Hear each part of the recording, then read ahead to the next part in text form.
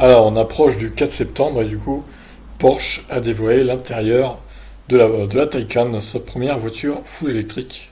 Donc, voyez un peu les photos. Donc, c'est des photos révélées le 23 août, aujourd'hui donc.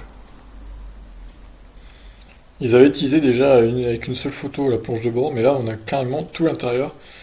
Proche de ce qu'on avait pu voir sur les concept missions et missions de Cross Turismo, elle perd néanmoins de son futurisme pour afficher un design plus rétro, inspiré de confessions des designers de la marque, par la première 911 de 1963. De notre avis, les encadrements massifs des différents écrans qui composent la console centrale donnent surtout un côté téléviseur des années 90. Alors, vous savez qu'ils voient un téléviseur des années 90, c'est un peu exagéré, je trouve. Parce que là, quand même, j'aime bien, moi.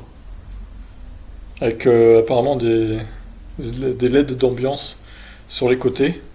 On va pouvoir changer la couleur, je pense. Ça, c'est en train de se mettre à la mode, hein, les LED d'ambiance. Et franchement, c'est un gros plus.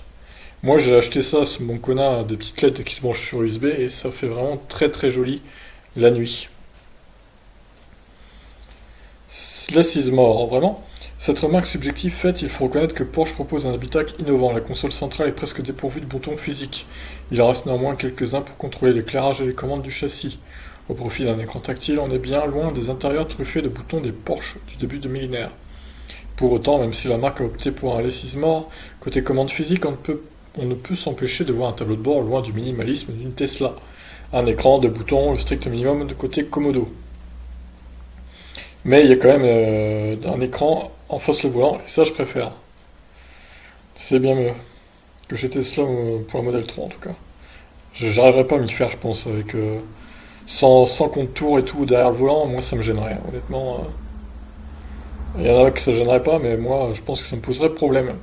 Pour la première fois également chez Porsche, le passager dispose d'un écran placé en face de son siège, à l'instar de ce qu'on peut voir chez Ferrari. Il permet notamment de contrôler les fonctions comme la clim ou le GPS.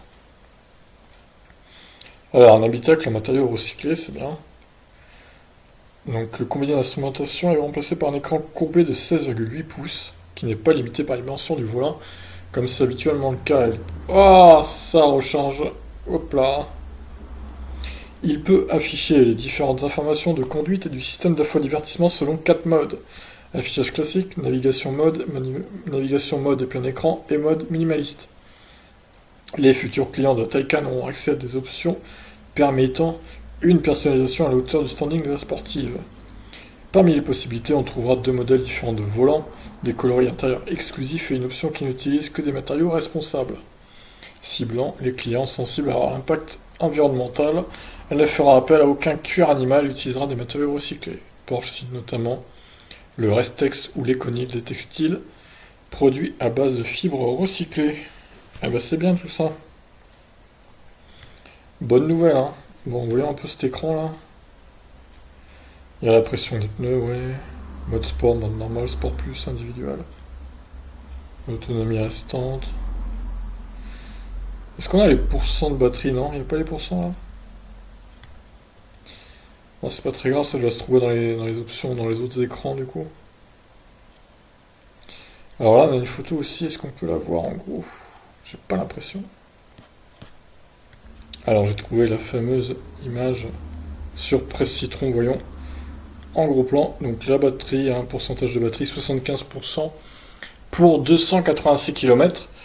Alors pour le coup, c'est pas énorme. Mais ouais, 75% pour 286 km, on va faire un rapide calcul, voir. En gros, ça fait 381 km d'autonomie.